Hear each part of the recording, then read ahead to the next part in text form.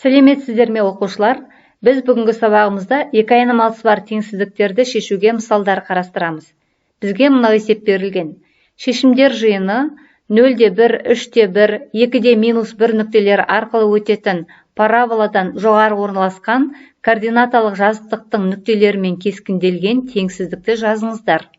Есеп шарты бойынша ізделінді теңсіздіктің шешімдері параболадан жоғары орналасқандықтан бұл теңсіздік мына түрде жазылу керек. Y үлкеніне тең ax квадрат қосылған bx қосу c түрінде. Олай болса бізге y тең болады ax квадрат қосу bx қосу c квадраттық функциясын жазу керек. Мұндағы a, b, c коэффициенттері белгісіз. Біз оларды табу үшін есеп шартындағы беріліп тұрған a, b, c нүктелерінің координаталарын қолданамыз. A нүктесінің координаталарын x және y-тің орнына қоятын болсақ, c тең болады 1 теңдігін аламыз.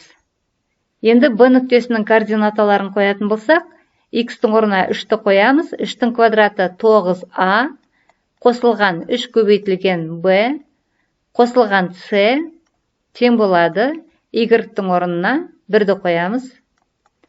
Және c нүктесінің координаталарын қояйық.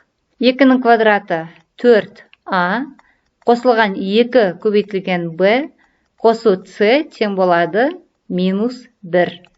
Бірінші теңдеуден көрініп тұр, c тең болады 1-ге.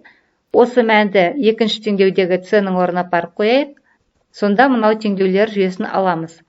9a қосылған 3b тең болады 1 азайту 1-ге 0 болады. Екінші теңдеу 4a қосылған 2b тең болады -2-ге. Бірінші теңдеуден b-ні табайық. 3b тең -9a-ға және b тең болады -3a. Осыны әкеліп екінші теңдеуге қояйық.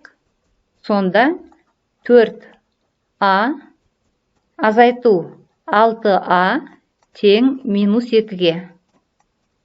Бұдан -2a тең -2-ге және a тең болады 1-ге.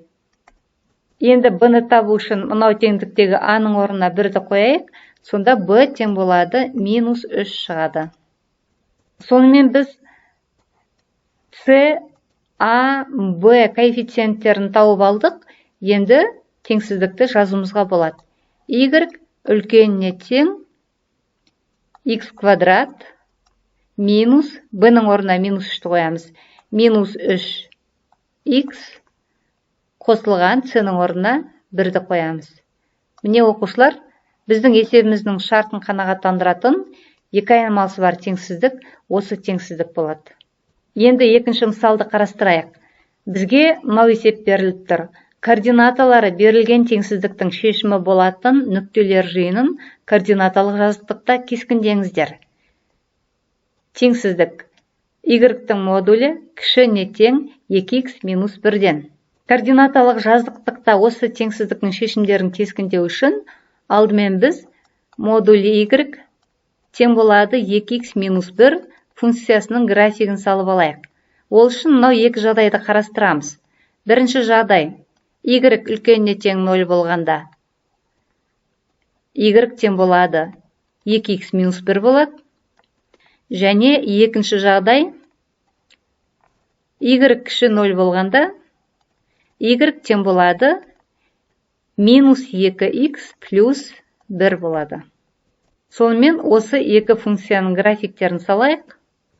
Y тең болады 2x минус 1 функциясының графигі.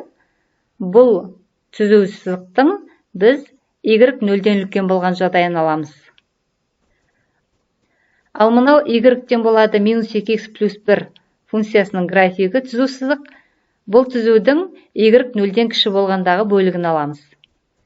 Сонымен y тең болады 2x минус 1 функциясының графигі мынау қисық болады.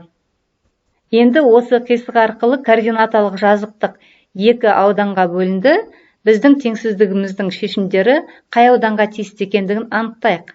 Ол үшін кез келген бір нүктені белгілеп алайық. айталық координаталар бас нүктесін алайық. Сосын ол нүктенің координаталарын берілген теңсіздіктегі x пен y-тің орнына қойып, тексеріп көрейік. X-тің де y-тің де орнына 0-ді қоятын болсақ, 0-дің модулі 0-ге тең, 2 көбейтілген 0 минус 1. Яғни 0 кіші не тең минус 1 деген теңсіздік шықты. Бұл тура теңсіздік емес. Олай болса, бұл нүкте 0-ден 0 нүктесі берілген теңсіздіктің шешімі бола алмайды. Ендеше осы теңсіздікті қанағаттандыратын шешімдердің жиыны бұл координаталар бас нүктесі жатпайтын екінші аудан болып табылады. Ол ауданды бояп көрсететін болсақ, мінекей мынау бұл біздің іздеп отырған теңсіздіктің шешімдерінің жиыны.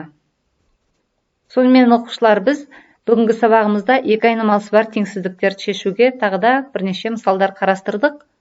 Өздеріңіз үйден мынау есептерді шығарып, бүгінгі өтілген сабақты пысықтаңыздар. Бүгінгі сабағымыз аяқталды, сау болыңыздар.